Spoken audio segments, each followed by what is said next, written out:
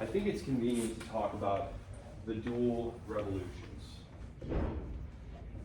that are going on during the period 1789 to 1914.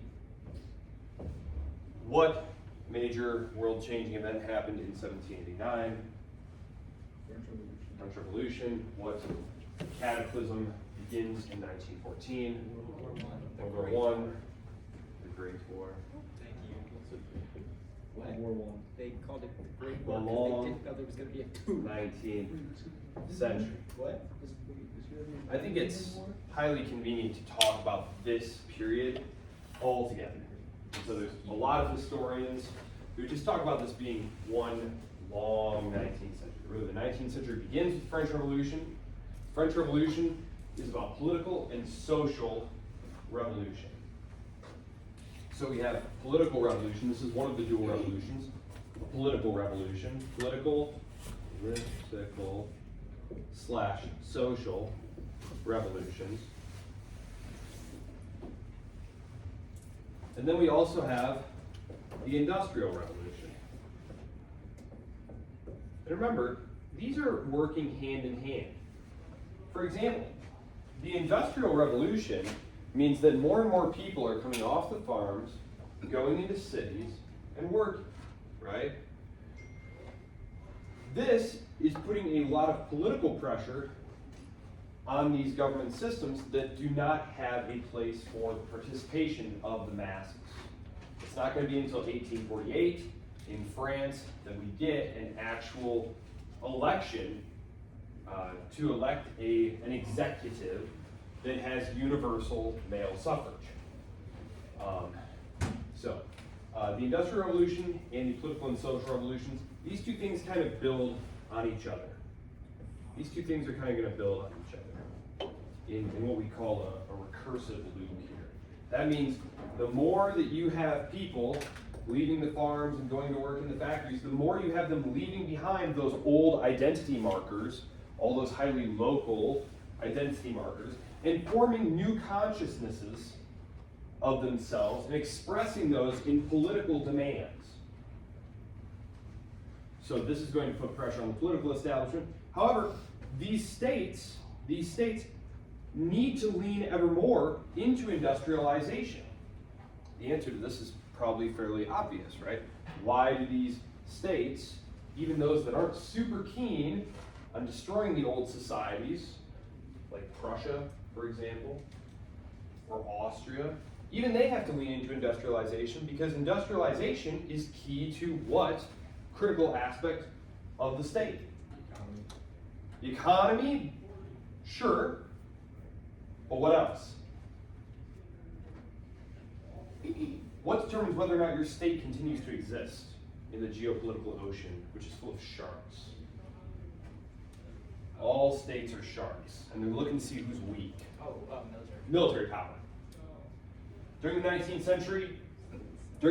century, this is when we start to see economic power and military power move together. The most powerful army up to this point, if you had to pick one, you said the Russians. And why? They just got tons of dudes. They can just overwhelm you with dude power. Because guns fire so slowly, right? We are moving into the era of machine guns. Literal machine guns. Where having tons of dudes running at you that's a good way to get a ton of guys killed super quickly. And so, if you are not a major industrial power, you are not going to be a major military power. And we can see this too in the divergent fates of Japan and China that we're going to talk about during this period. They were both fairly closed, feudal, non-industrial societies in 1850. And 50 years later, China is a horrible mess, getting preyed upon by all the Western powers, all its neighbors. Meanwhile, Japan is on the way to creating its own empire, kicking China around, kicking Russia around, getting an alliance with Great Britain. It's because they leaned into industrialization. Actually, I'm going to close that door real quick. So, the dual revolution, we're talking about the political and social revolutions that occurred. And as we saw last time, these don't necessarily mean a straight line. It doesn't mean that there's a revolution and then, there's democracy. There's going to be periods of upheaval, because we talked about that tension between the classes here, and I'm just going to use classes just generically here. We've got the working classes in the cities, the working classes. And we have that middle strata. And then we have the old order, the feudal order, right? The nobility.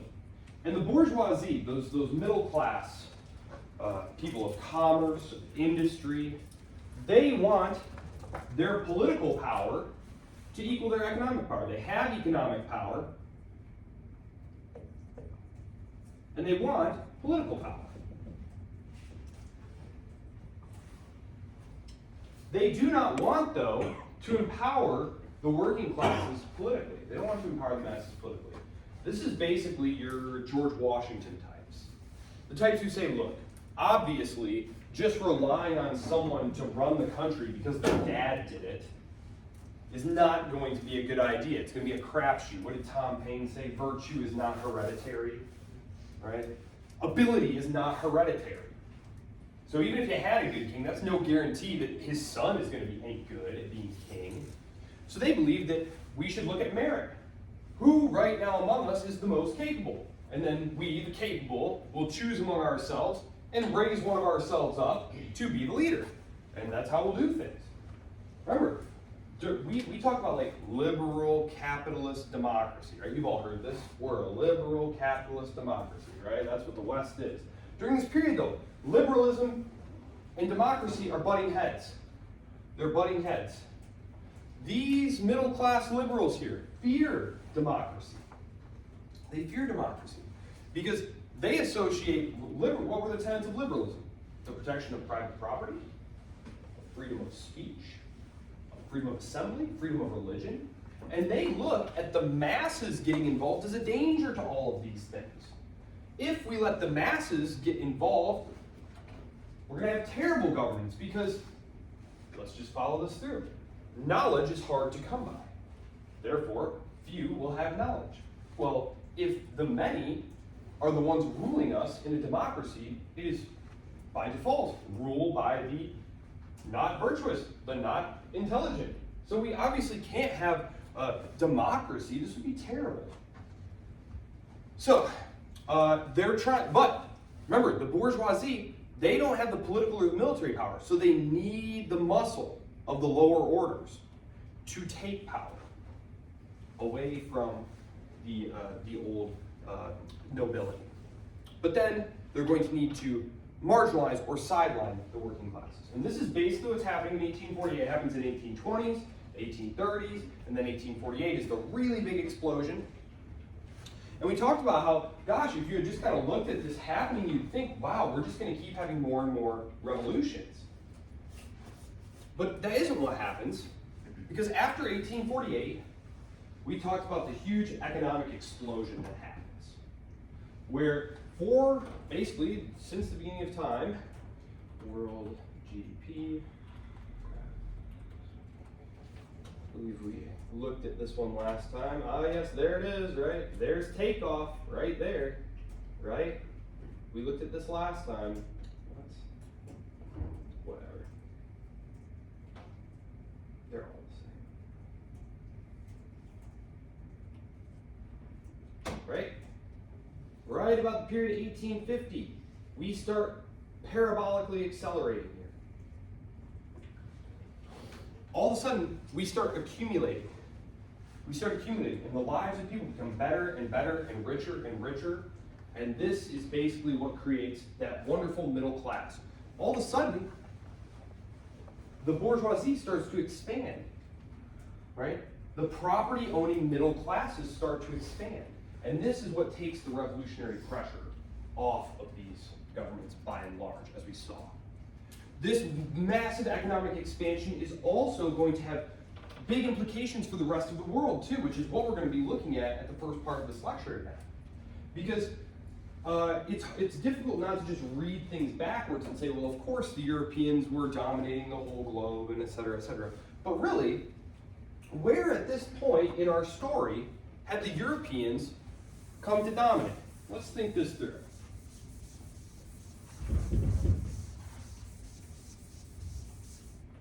They had arrived in the Americas. Who had they encountered in the Americas? The Native Americans, right? And who are the most powerful ones? The ones who nobody messed around with locally. This was a test question. Y'all remember this. In Central America, it was the Aztecs. Nobody plays with the Aztecs. And then down in South America, the Incas. These were the biggest, baddest empires around. Nobody messes with us. And what had happened when a handful of Spanish and Portuguese dudes showed up with horses and steel weapons and germs and guns? Wiped them all out. Well, they did. Wiped them all out, right? Okay. Where else had they come to dominate? The Spice Islands, right? The little Spice Islands. This is places like modern-day Indonesia and the Philippines. Indonesia and the Philippines. I'm just going to say Spice Islands generally. But here's the thing with these little Spice Islands. These are not large-scale, developed, powerful civilizational entities, right? They're basically showing up and overwhelming a handful of locals. The same thing goes for their campaigns in places like the perimeter of Africa, right? Again, you have these more commercially, industrially, and socially advanced civilizations encountering isolated groups of other peoples and basically wiping them out and taking that area, right? This has been the story up until the 19th century. When the European powers encountered large, developed, advanced civilizations who were non-European, I'm talking about the Ottomans, or the Mughals, or the Chinese, they had to treat with them as equals. They could not simply walk in and overpower these other states. This is going to start changing right here in the middle of the 19th century. It's here that we really start to see a huge qualitative difference between what the British can throw into the field, or the French can throw into the field, and what the Chinese can throw into the field, for example, or the Ottomans. So, what's going on in the rest of the world? Well, let's take a look at empires here, and this is important here. As we can see, these are all independent, right? But these had all started as settler colonial societies, right? We had talked about that. The Europeans had shown up, and by hook or by crook, got all this, right? The perimeter of Africa here, much of the interior of Africa was completely unexplored. If we were standing in the year 1815, and we asked the most knowledgeable European explorer, hey, show me the best map of Africa that you have, it would basically, this is an exact, well, my purple marker.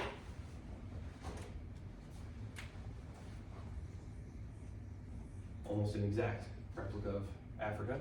They really couldn't tell you about anything more than like Egypt and about 100 miles in. The rest of it was all blank. It was all blank. And Africa then as today is geographically, first of all, it's enormous, right? Every map that you look at, it just makes Africa much smaller than it really is. Africa is actually just enormous. And it also has incredibly challenging geography, right? We're talking, this right here is a massive desert, right? The Sahara Desert.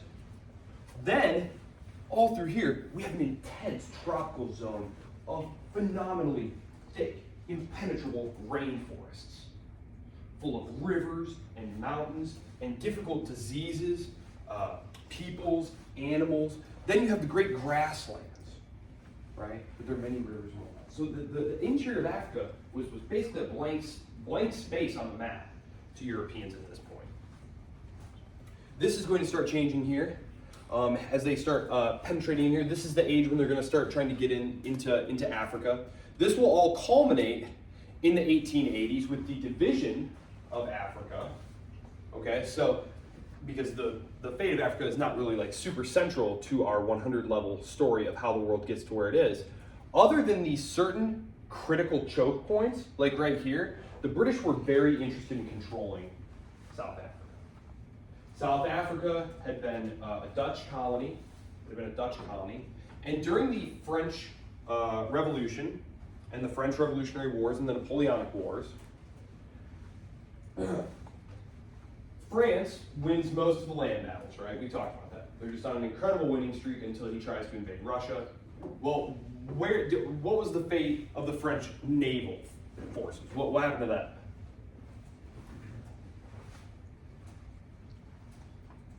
They lose all their battles to Britain, right? We talked about how at like Camperdowns, because Napoleon would capture an allies fleet, like the Dutch or the Spanish, and say, hey, now we've got enough ships to go crush the British, and the British just continually smash these fleets.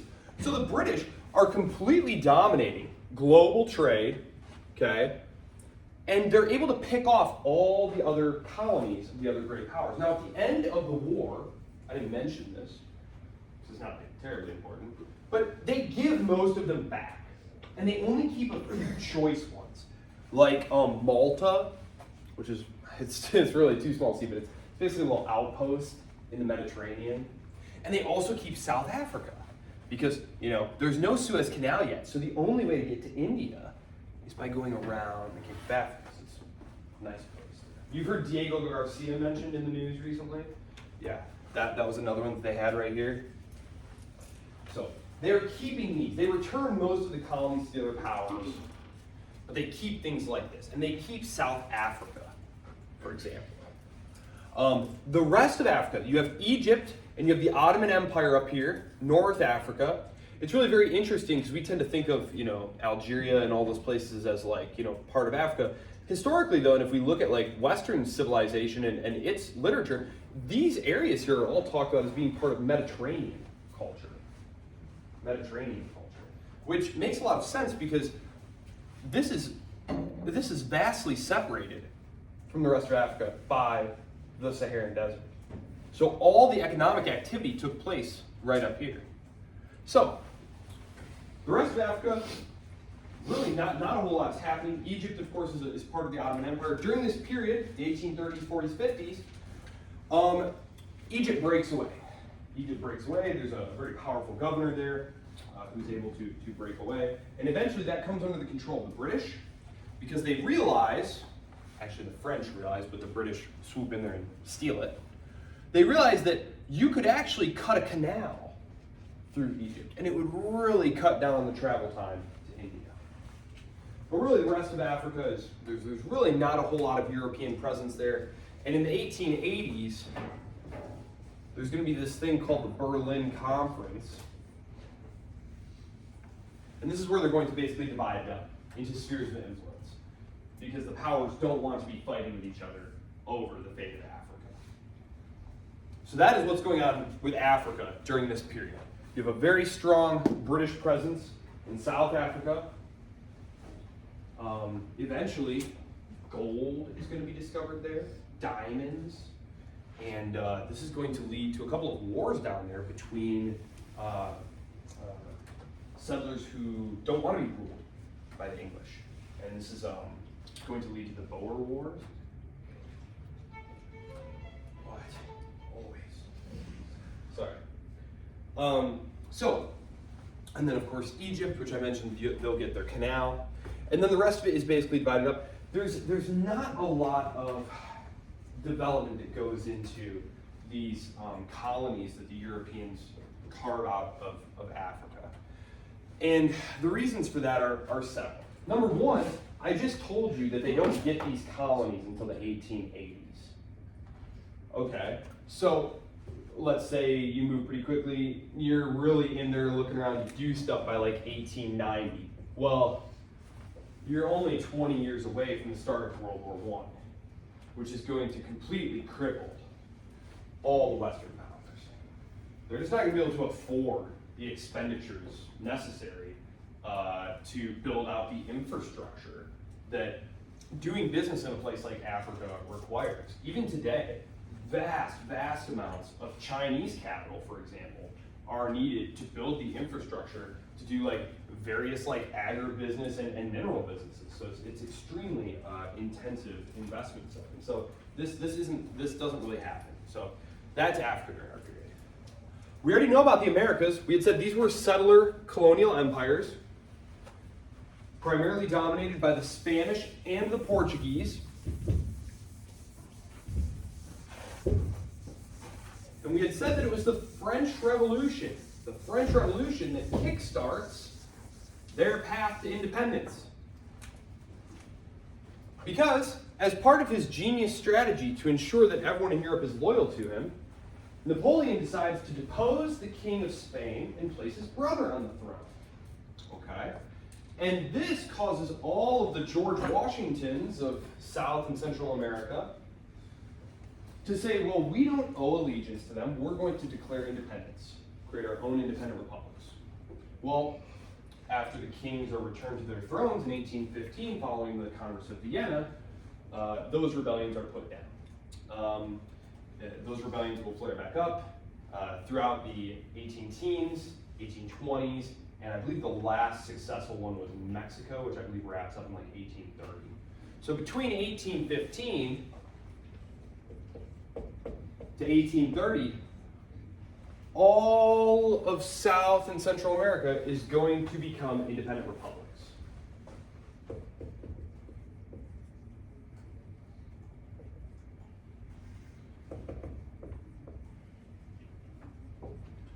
The Caribbean is a little bit of a different story. There are still British and French colonial possessions there. There's only one little independent republic there, and that was Haiti. Which had emerged also out of the French Revolution. The French Revolution had destabilized the hold of the French government in Haiti. Haiti was, it was called Saint-Domingue, and it was a massive sugar exporter. Sugar was one of the most brutal things to have processed and made by the slave economy, so it was very little surprise that, of course, a slave uprising occurs, and actually it's these slaves who revolt and create their own republic and drive the French out, and that's where Haiti came from. So that is the only independent republic in the Caribbean during our period. Everything else is a colonial possession. So, all independent republics in the Americas. And that's really it.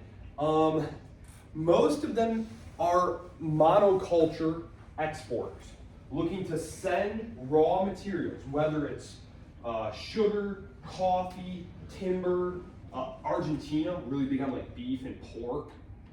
They just have really great plains and grasslands. They're just exporting to the world economy. They're going to be very slow to like industrialize and create internal consumer markets. So they're basically, I've read a lot of accounts saying that it was basically part of the British Empire, because Britain is making all the industrial goods and farming less and less, and so like most of the raw materials are just going to Britain, and Britain is sending back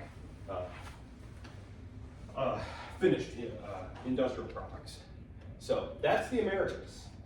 So any questions about Africa or the Americas? Okay. Asia. How do I want to deal with Asia? Let's start first with the Ottomans and move this way.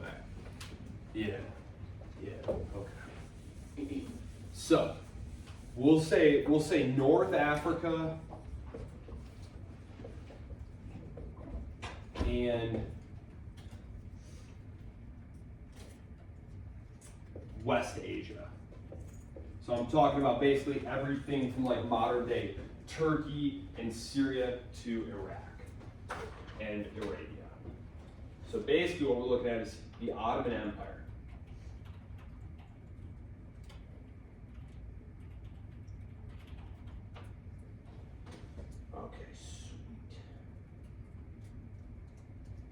Ottoman Empire. Ottoman Empire at greatest extent. This is basically 1700, but really 100 years later, it hasn't changed dramatically. As I said, in about the 1820s, 1830s, they wind up losing control of Egypt, which is, you know, not a huge problem. It's more nominal than anything, but it's okay. This is basically correct. The Ottomans. Remember, this had been the terror of Europe. They had nearly conquered the seat of the Habsburgs multiple times, besieging Vienna. They had closed off shipping over here. They terrorized the Italian city-state merchants. Well, few things had happened to them that had made them fall prey to the Europeans. And these are things that we're going to hear repeated over and over. Number one, internal dissension. Internal dissension. When you're ruling from here, if the governor of Tripoli, you know, who has a lot of revenue, controls a lot of local military forces, if the governor of Tripoli or the governor of Egypt decides not to listen to you here in Istanbul, you know, you're kind of in the position of like those old feudal kings of Europe. There's not a ton you can do. You've got to just kind of let them have their autonomy. And so in order to prevent civil wars from tearing the empire apart, more and more power had been devolved to the local level. Now, this was good for keeping the internal peace, but it was bad if something happens and all of a sudden the Sultan needs to marshal tons of resources together to direct a project. It's going to be very difficult. So internal dissension. Also, not industrializing. We said the 19th century, economic power, industrial power, that starts to move in a straight line with military power. Previously, you know, it was mostly about how many men can you put in the field, can you get enough food there. Now it's more about how many bullets and exploding artillery shells and battleships can you build this year. Well, unfortunately for the Ottomans, the answer is not very many. None, actually, for the most part. So this is going to be a huge problem. And if you recall, we talked a little bit about this last week, and I will bring it up again in a future lecture. The Russians are moving into this area of the Black Sea, and we talked about how this right here, this is Crimea. This is Crimea. And this was taken from the Ottomans by the Russians right around the time of the American Revolution. And they start building a massive naval base that is still there today called Sevastopol.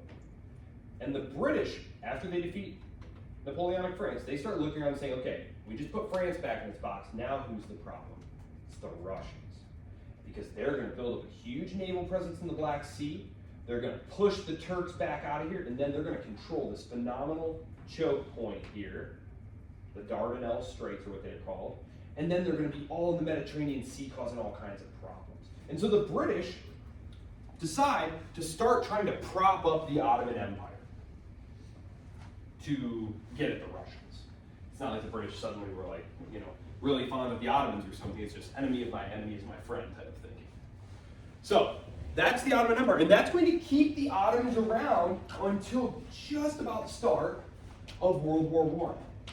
Just about the start of World War I. There's going to be a revolution that replaces the Sultan's government, but that's the Ottomans will be there. They'll be with us for the rest of this time. When we start talking about the run-up to World War I, it's going to be important to note these little areas here that they start losing control of, because these were the former Christian kingdoms that they had conquered. The Bulgarian kingdom, the Serbian kingdom.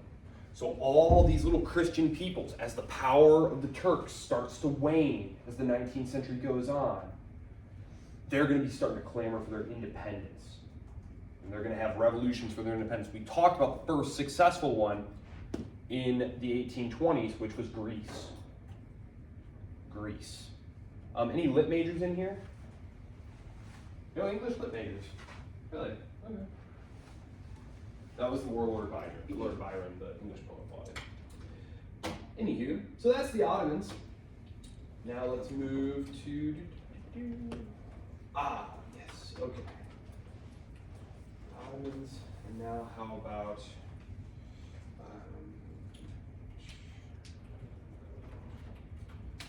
let's move into Central Asia a little bit further here. Qajar, Iran, right here. Okay, Iran's been in the news. Iran's been in the news. Let's talk a little bit about Persia. So when they talk about Iran, talk about like Persians, right? Like this is the home of the Persians, right? Any big fans of like Greek history, movie 300, anybody? The Achaemenid Persians who tried to invade Greece. This is where they're coming from right here. Persia. Topographically, Iran, like modern day Iran, which is old Persia, is just incredibly daunting. Very mountainous, very big, very big. What's happening here is there had been, and this was the home of, if you remember, this was Shia Islam. This was where Shia Islam predominated. It's true to this day. The majority of Shia are in Iran. If you remember, we had said that the Russians were pushing down into Central Asia. These were historically areas that the Persians would dominate. The various dynasties of the Persians would dominate. But the Russians were pushing into this area. And the British, of course, this is India right here. This is the Indus River, and there's Sindh right there. The British are right here. Well, what's happening during this period is the, same things.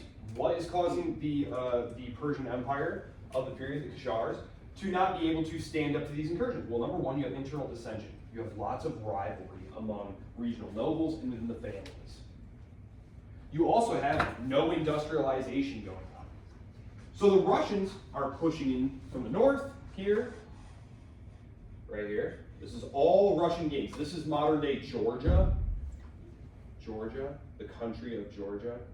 One of the moments of my life when I was pretty young, I was doubling in political science and English here when I was an undergrad.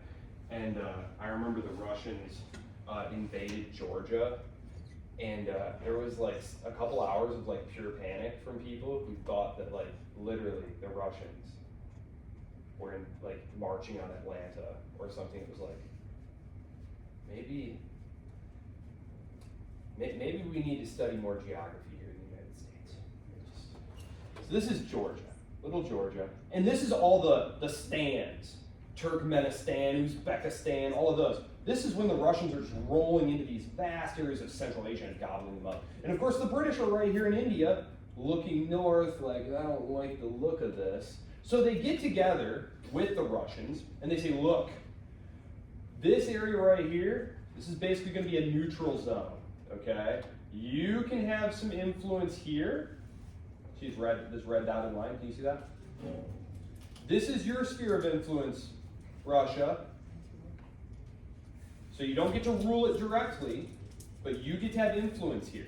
And the government of the Qajars, they recognize that, well, you know, influence is better than being occupied, so they don't really have a choice but to accept that. And then here, this is the British zone of influence. So the only area of Qajar Iran in the 19th century that is firmly under their own control is this little slice here. Can you kind of see it right here?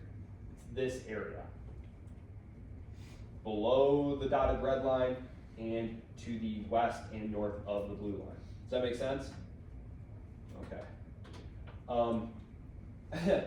And then there's some battling over Afghanistan. And so you can read about the Great Game. The Great Game. It was the battle for control of Afghanistan between the British and the Russians, neither of whom win. Actually, it's one of the few times the British actually lose. They get wiped out. They get completely wiped out trying to invade Afghanistan. Unconquerable Afghanistan. Defeated the British Empire, defeated the Soviet Empire, defeated the American Empire. Graveyard of empires. Don't invade Afghanistan. There you go.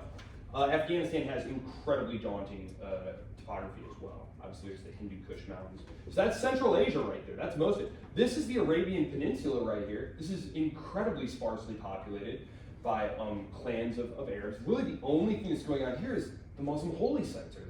So there's the pilgrimage that takes place. But that's really it.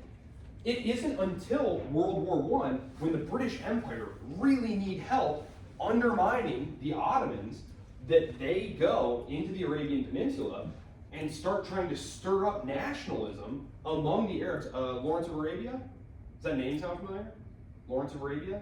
Yeah, he's a British intelligence officer who goes into the Arabian Peninsula and embeds with the Arab monarch's troops, and they rise up. But before that, this was just a very sparsely populated area of the Ottoman territory. And you can see the Ottoman territory there as well. Tigris and Euphrates, modern day Iraq, modern day Iran. It is divided between a Russian zone of influence, a British zone of influence, and then a nominally independent zone. And then there's Afghanistan, which was never conquered. It was an area that the British and the Russians both tried to make moves into. So that's Central Asia. On to China. So as you can see, oh no, I'm so sorry, the Mughal Empire. I'm so sorry, Mughal Empire. I don't mean to neglect you, Mughal Empire.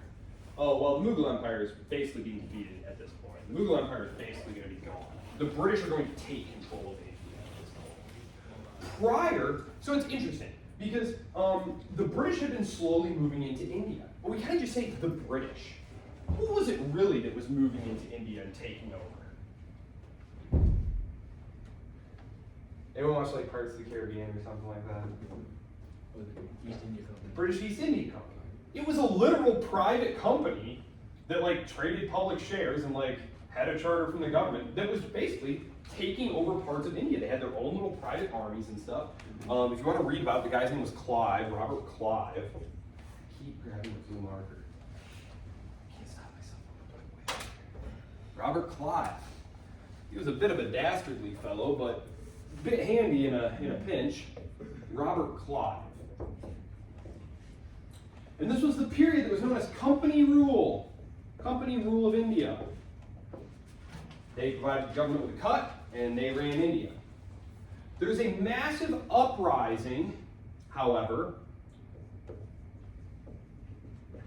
that leads to the creation during our period here in 1857 of the British Raj.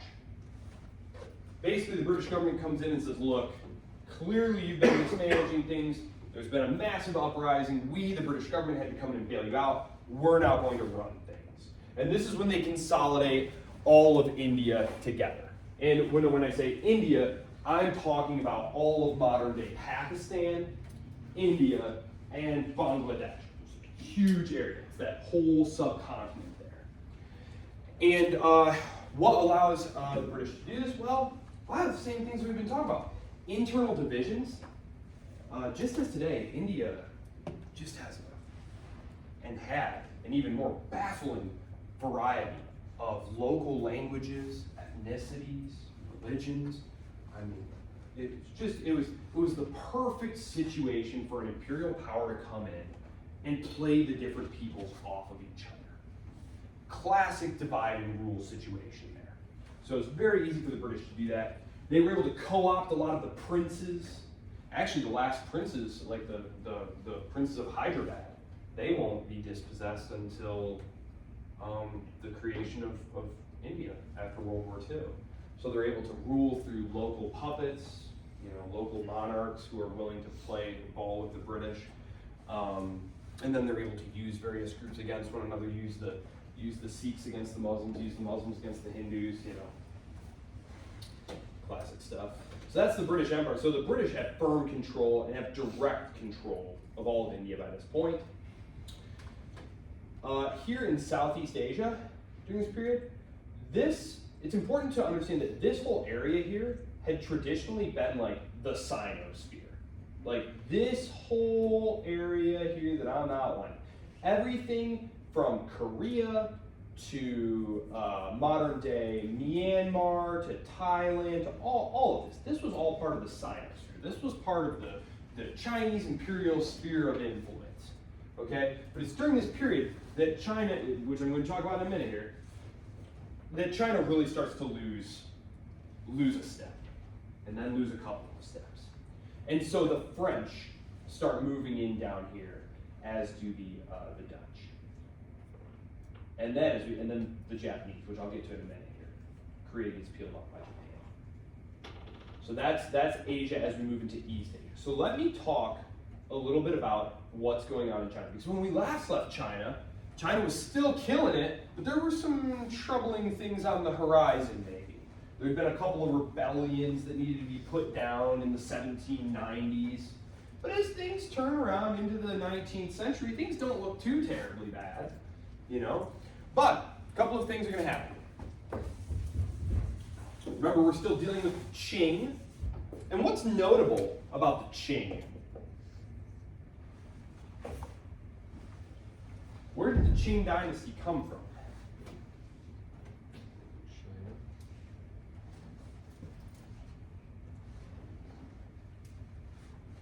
Where did they come from? What is the largest ethnic group in China?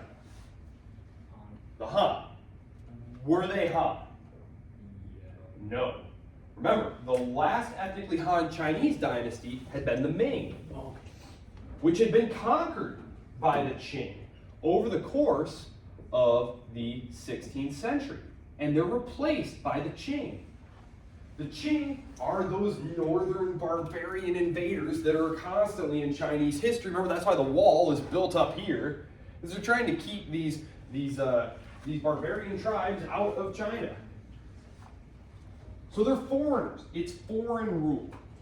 So they are not able, the Qing, they're divided from their people. Right? This is a foreign monarchy, if you want to think of it that way. They can't call on the automatic loyalty of the Chinese because they are not Chinese, right? Like they adopt, we talked about Sinicization, where these foreign invaders would come in and adopt important elements of classical Chinese social ways and language and stuff, but they don't. And we talked about how there were secret societies devoted to the return of the Ming. We talked about that's where the triads come from. They were a secret society devoted to restoring the Ming to power, to overthrowing the Qing. Well, so we've got foreign rule. So you got a foreign dynasty. That's one problem. So they can't command the automatic loyalty of the people there. The foreign dynasty. Lack of industrialization.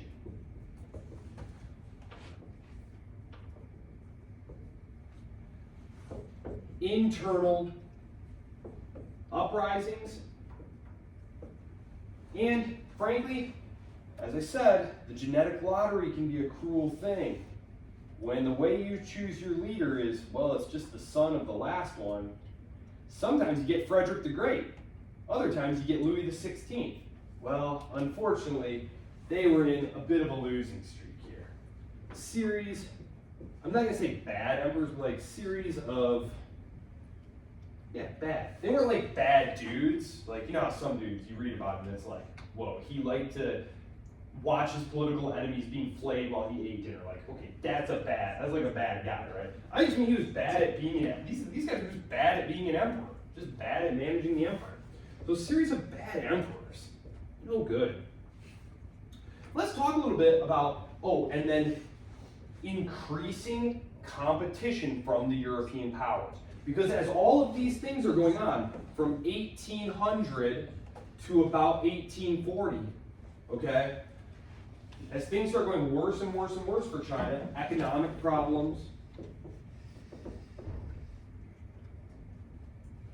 As all these things are going on, the European powers start increasingly moving in on China. The relative power, which has been pretty equal for a while now, all of a sudden it starts to get way out of whack. The Europeans are just going to be much more powerful when they roll in. So European competition. European competition. So the foreign dynasty, the Qing, lack of industrialization, that's pretty self-explanatory, right? You just don't have large-scale coal-burning industrial factories cranking out mass products in Qing China at this period. Internal uprisings. So there's going to be a ton. There's something like 30 different internal uprisings during this period that are being quashed. The big one, though, because a lot of these are more small potatoes. They last a season, they get to put down. The Taiping Rebellion is going to be a total disaster. The Qing government, which is based here in the north, they're going to lose control of most of the south of China for about a decade. There's going to be very large scale war. When you think of like uprisings and stuff, you might be thinking of like guerrilla war, like American Revolution style, like snipers from the trees and stuff. No, we're talking about like massive armies meeting in the field, devastating crops and stuff. It's estimated that between 20 and 30 million people died. That's like a shocking number, right? Okay, trying to be clear, like that. It's hard to even fathom that many people getting killed, is it not? When I say 30 million people died, like, to me, I'm thinking like, there's about 30,000 people in Jackson. So how many times do we have to line up and shoot every single person in Jackson before we hit 30 million? This is an insane amount. That's how you should think about these numbers. What did Joseph Stalin say? One death is a tragedy. A million, it's just a statistic. Statistics don't mean anything. They don't impress you very much. It's just a statistic. It doesn't mean anything. Until you picture everyone in Jackson getting lined up and shot like 10,000 times or something like that. It's crazy. It's a crazy amount of times for people to get killed. The Taiping Rebellion. And remember, they don't have machine guns and stuff. So this is people getting stabbed and starving to death. Crops getting laid waste. So huge internal uprisings. The White Lotus Rebellion also occurs. The White Lotus Rebellion. Interesting aspect of both of these rebellions is that they had very religious overtones to both of them. This one, Buddhism. This one, Christianity. Now, I say Christianity. The fellow had a very unique interpretation of Christianity. Very unique. He believed that he was Jesus' brother. Oh. That he was the brother of Jesus. He had been schooled in one of the mission schools that had been set up, and he had been exposed to Christianity and put his own flavor on it there. So yes. So these are going on here. Series of bad emperors. Economic problems. Well, obviously, if you have tons of war and rebellion ravaging your state, this is going to be very bad for the economy. Also, if you're going to be doing war, that means the government needs to print money, right? Needs money to pay for these wars. But tax receipts aren't exactly keeping pace. We've lost control of half of the country. So we've got massive amounts of inflation. You've also got things like corruption that are eating away at the bureaucracy. And I'm going to talk about this with specific reference to opium. Opium was the other major problem. By the time of the 1840s, it's estimated that tens of millions of Chinese were completely addicted to like pure opium. So this would be like if 30 million Americans were like just inoperable due to heroin use or something like that. It was a huge problem. And it was coming in from British India. It was extraordinarily profitable to smuggle this stuff into Qing China. It was incredibly profitable trade. And this is going to lead to the Opium Wars. These are critical here. The Opium Wars. Because it's true, things haven't been going super well for the Qing dynasty here recently, but that's okay. Dynasties go through their rough patch. It's not a big deal. We're shaking it off. No problem here. Well, it is going to be a huge problem because it's right at this moment that as they're trying to solve all these problems, one of the things that the emperor decides is opium is a plague upon our society. It's making men forget about their families. They're abandoning their work. We're losing millions of people this way. No more opium. And so they try to ban opium coming into the country. Well, these British East India guys, they just bribe local officials to let this stuff come in. Well, the Qing government decides to crack down. So they send a delegation all the way from up in Peking, which is Beijing, They send them all the way down to the ports down there in Canton, where all the foreign traders are, and they raid the warehouses. Everybody knows what an opium is. In that warehouse over there. They go in there and they smash it all up. They take all the opium, which is like it's like these flower bulbs, and you extract this like oil from it. They take it out into the mud and the muck, and they trample it all. They trample it all in the mud. They trample millions of pounds worth of opium. And the British East India Company complains to the government back in London. Now remember what I said. The British East India Company is a publicly traded company. What does it mean if a company is publicly traded? That you can own public shares. People own shares of it. Now, who do you suppose is benefiting then? So you have a share for the British East India Company, and every quarter you get a payment, a dividend. You're getting a share of the company's profits. You can all kind of see where this is going, right? Yeah. Lots of very powerful people in London, in England, in the government, own East India Company shares. And all of a sudden, millions of dollars worth of East India Company profits have just been trampled on. They demand restitution. The Qing government tells them to take a hike. The British government says, actually, we have a different idea in mind. And they send the classic gunboat expedition. They show up and start blasting. And at this point the British have invented incendiary shells, which explode in massive fireballs and light everything on fire. Now, most of these towns and cities are made out of wood. Not good. Very quickly, the Qing government calls a timeout, says, okay, you made your point, let's make a deal. So they do. The British dictate this deal, and it is the first of what have come to be known as the unequal treaties. The unequal treaties, which start in the 1840s, and it isn't until the 1940s that this all stops. This is the period that in China they refer to as the century of humiliation.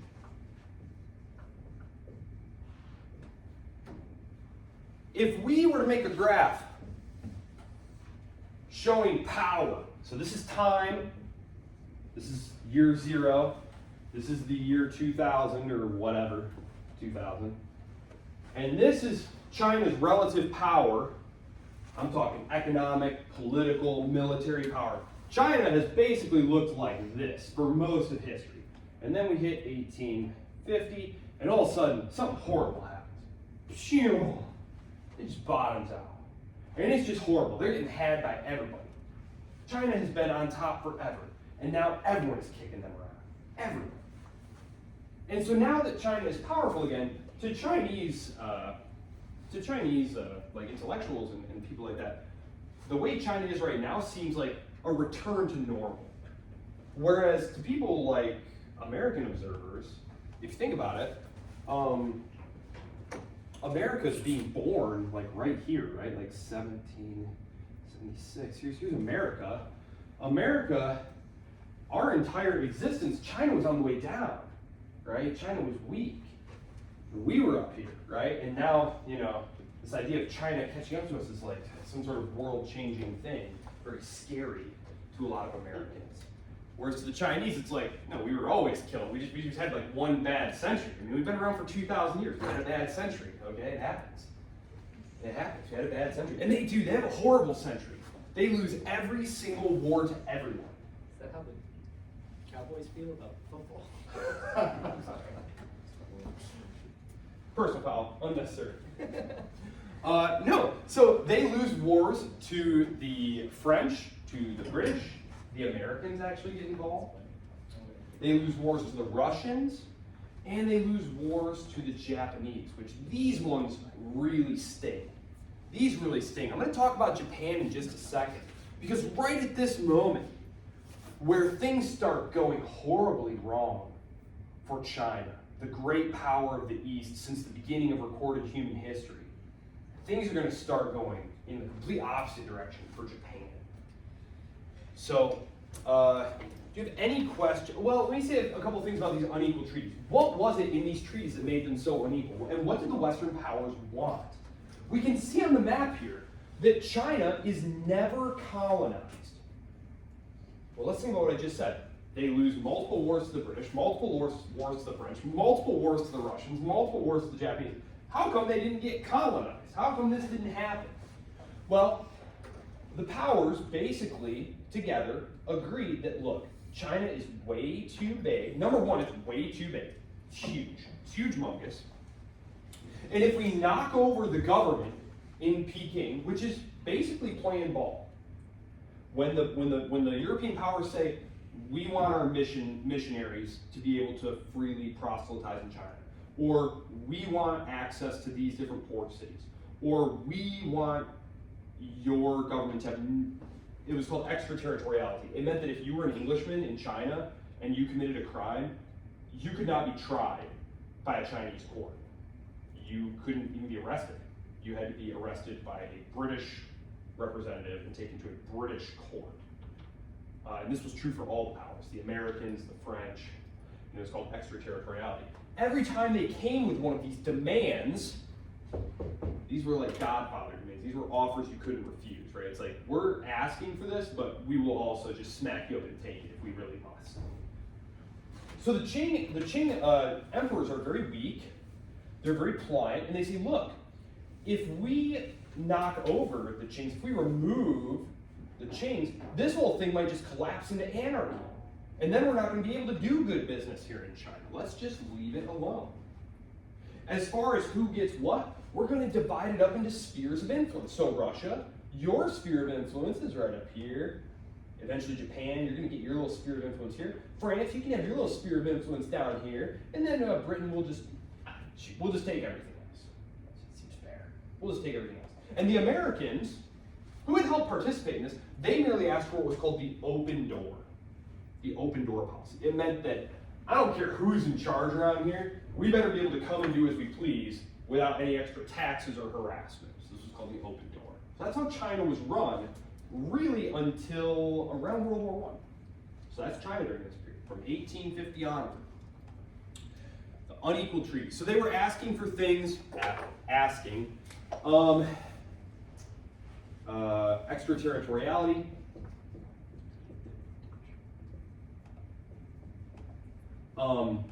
free missionary access.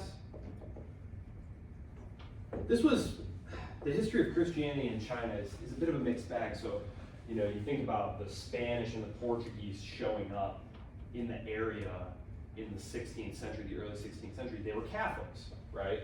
And so the first Christianity that comes to China is Catholicism. And there's actually a period where Catholicism does pretty well in China, and it's tolerated by the emperors who are like, well, we got Buddhism, we got all these other religions, whatever. Now we have another one. Well, then there's a change in management, and they decide, actually, this one seems not so good. We better make this one illegal. And they stamp out Catholicism. And so there's really no Christianity in China for a couple hundred years, until the English and whatnot bring their missionaries with them, which is Protestant Christianity. They want free missionary access, which the Chinese have resisted because they associated it with like foreign influence, with destabilizing traditional Chinese society and values and undermining Confucianism and stuff. So free missionary access, this was a big one.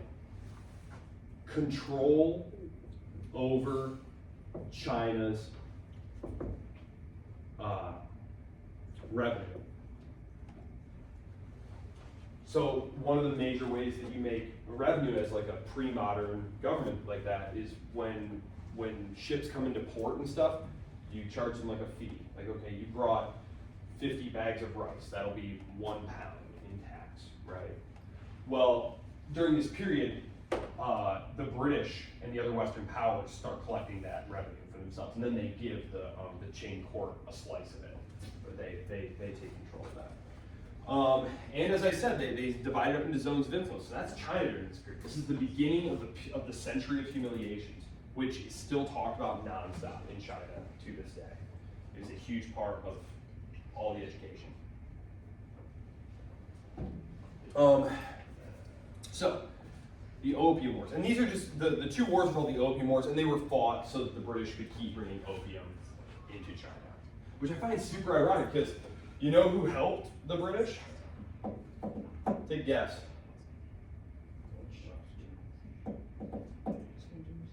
Americans? The Americans. And so it's ironic, right?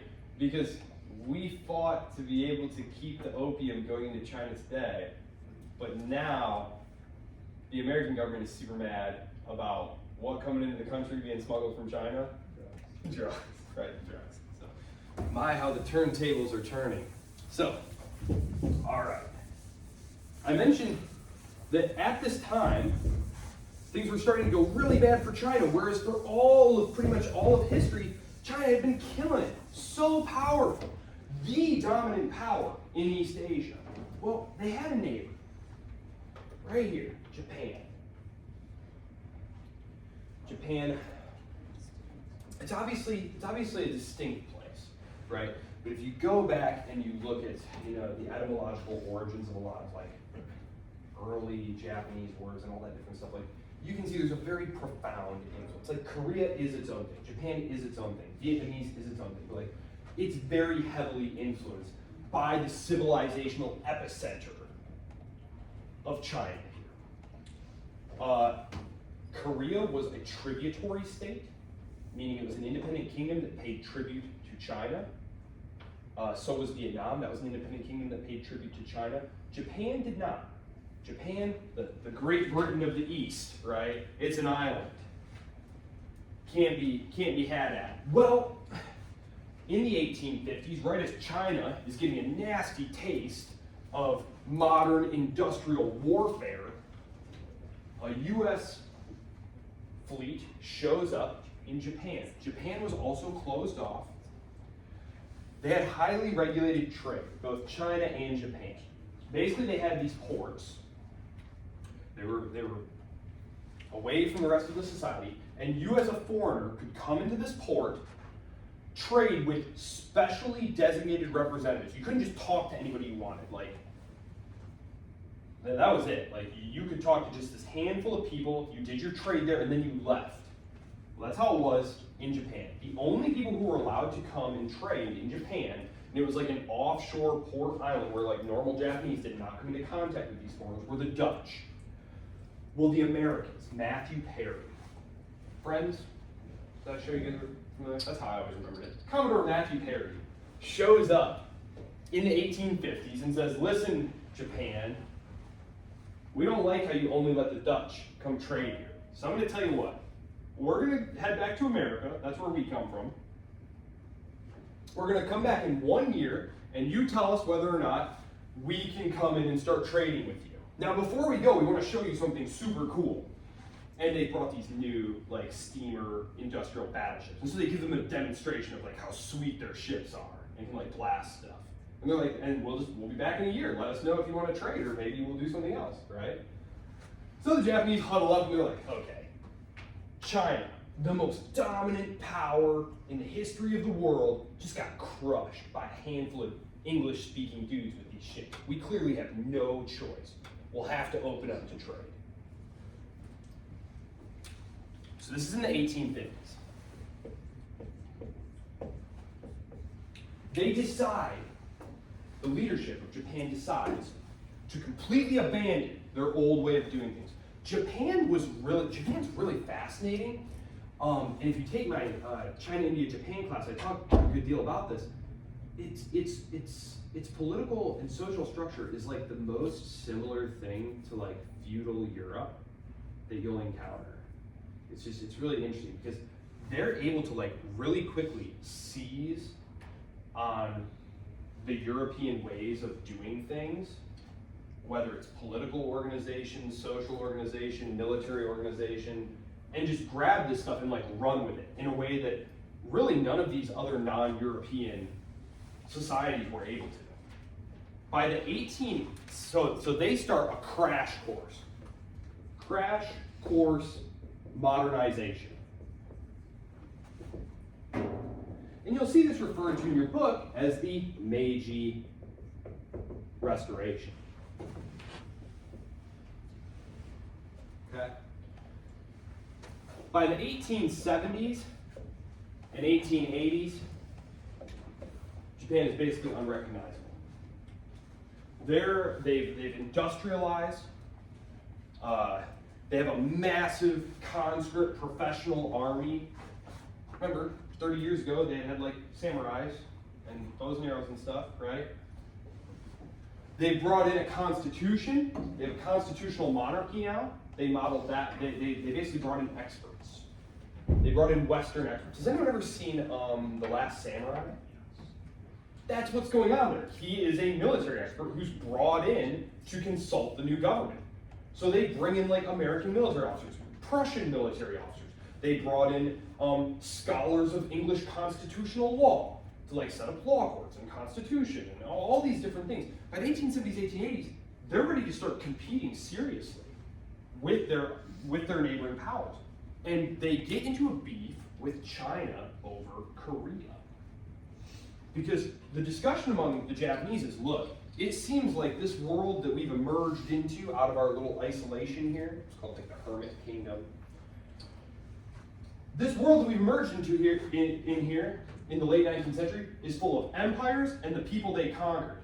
And if we aren't going to be a people who is conquered, that means we need to be one of the empire people. So they look around and say, what's a first possible acquisition? Korea. It's right across the water, right? Just look at it, it's right there. Well, that's China's stuff, though. That's historically China's stuff. Well, the first Sino-Japanese War is the result. And this happens in the 1890s. Japan wins. Crushes them, actually. This is kind of an eye-opener. The European observers are intrigued, but they're about to get way more intrigued. Because you know who's super duper annoyed about the Japanese grabbing Korea? The Russians. Because the Russians, you see, they've been creeping around here. They'd love to get access to Korea because there's all these great ports and stuff here. And oh man, that was going to just be swell. They were building this thing called the Trans-Siberian Railroad to be able to get export products out there. And this was just going to be great. And the Japanese are moving in on Korea. Well, that's just not going to be tolerable. And who do they think they are? Anyway, don't they know who we are? We defeated Napoleon. And so, very quickly afterwards, 10 years afterward, in 1904, 05, there is the Russo-Japanese War, which is over who exactly is going to be the top dog in East Asia now that China isn't going to be it. And to everyone's shock, the Japanese just crush them, just savagely crush them. It's not even close. There are two massive naval engagements. The Japanese sink every Russian ship and don't lose a single one. Undefeated. And the thing is these Russians, remember we talked about the Russians, they're lagging way behind in what critical thing? What aren't they doing a lot of? Starts with an I. Industrialization. Remember, we said military power and industrialization. If you don't have that, you're nothing. You're a nothing as a military power. That's why they get kicked around so badly in World War I by the much smaller German forces, because they couldn't even make enough rifles and ammunition for their dudes, or boots, right? Like, you're just not going to win a modern war that way. The Japanese have like modern battleships, steam-powered, super fast, long guns. I mean, they're blasting the Russians with devastating accuracy before the Russians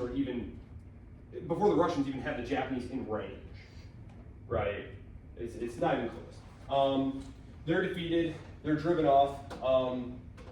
And Japan is going to be the dominant power in this area, really right up until World War II. These are kind of the seeds of the future Japanese and American antagonism here. Is as Japan starts expanding its power in East Asia, Washington starts to get a little antsy. In fact, if you go read newspapers at the time, if you go read diplomatic cables at the time, which this is right about the period that I specialized in, 1860s to the 1890s. But you hear people like Teddy Roosevelt saying, you know, maybe we should fight the Japanese now. This is why Hawaii is annexed in the 1890s. It's not because the Americans were afraid of the British or something. They're looking at the Japanese saying, maybe the Japanese might take Hawaii, and then they'll have a coaling station right in the middle of the Pacific. That's why it's taken. It's fear of Japan. So the seeds of future antagonisms between Japan and the United States are kind of laid during this moment. Especially because right during this time, you see these islands right here that I'm gesturing to? These are called the Philippines. These are called the Philippines. And I know this is one of those wars that kind of gets skipped over in American history. But during the Spanish-American War of 1898, which is coinciding with this period, this is when the United States takes the Philippines from Spain. So all of a sudden, the United States is an East Asian power. So this is what's going on in the world here. This is how the world is starting to shape up. I just wanted to kind of catch you guys up on the rest of the world here, because when we come back on Thursday, it is going to go back to being like a super Eurocentric story, because I need to create the map of Europe that's going to give us World War I. So we're going to need to do things like unify Italy. We're going to need to do things like unify Germany. We're going to need to talk about what's going on in the Balkans.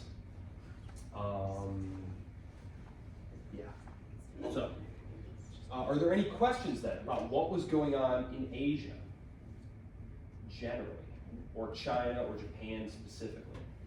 So really, the only non-European power that's going to be a major player in World War I and World War II and in the imperial race is Japan. China is not going to be colonized, but it is going to be effectively divided into spheres of influence, and its autonomy is going to be greatly, greatly reduced. The British now have firm control over India, which they will have, for the next 70 years. I mean, there are going to be, I'm going to talk more about the spread of nationalism and the spread of national ideas. One of the ways that sort of the colonial system undermines itself is, I think I mentioned to you, that the British never really have more than, 70,000 guys anywhere in or around India at any given time, and there's like 300 million people there. So they need a lot of local people, a lot of native people to like run the empire. Well, a lot of them, like Gandhi, they go to school in England, and they bring back ideas like nationalism. The idea that like, we're all from this same place, so no matter who your family is, no matter what your religion is, no matter what language you speak, you're Indian. And we need to create this thing called India out of all these disparate people. So it's really in the 1870s, 1880s that you get the first kind of inklings of like an Indian national independence movement. Not just we hate the local British garrison and want to slit their throats if we can. That's classic.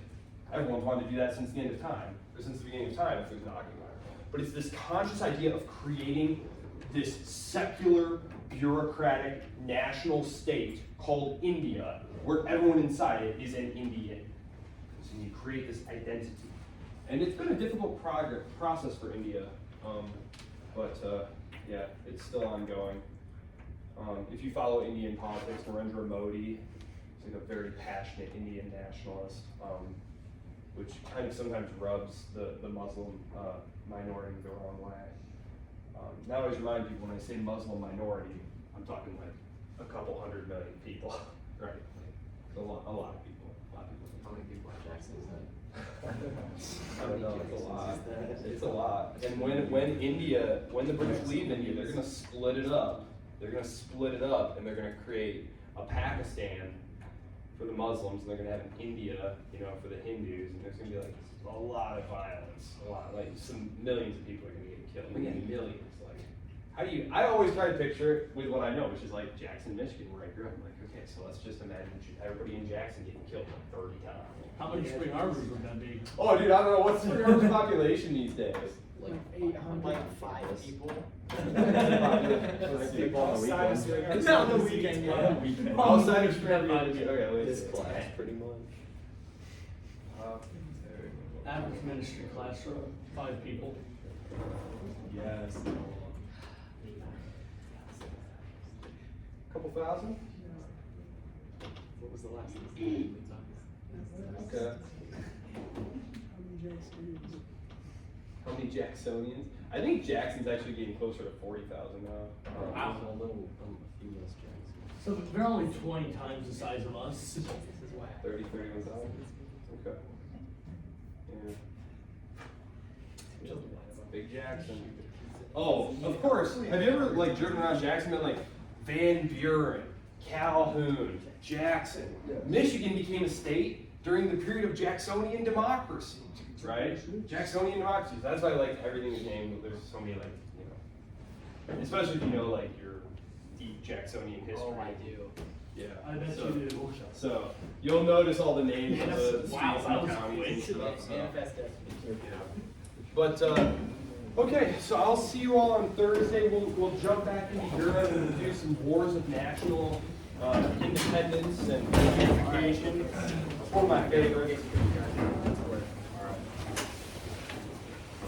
Hey, was it due today or just due by? I don't know how you guys are walking this show. I think it was due by midnight. That's not right. I actually I hate it. think it was due by midnight. I hate Holocaust. Yeah, exactly. Yeah. I mean, I give some you were asking about Leo. Yeah, you were. Yes, Yeah, you were gonna be next to Let me That's why I ordered it. see. Let me just check real quick as long as we're right here. Quiz 5 is due February 24th. That's today, by midnight. Yeah. Look at it. Due on. Yeah. So it should still be open. Alright, that was good tonight. Okay, no problem. And if that ever happens, just email me. Heck yeah, you know what? Dominant side. How I probably, disrespectful. I would have been the peak specimen.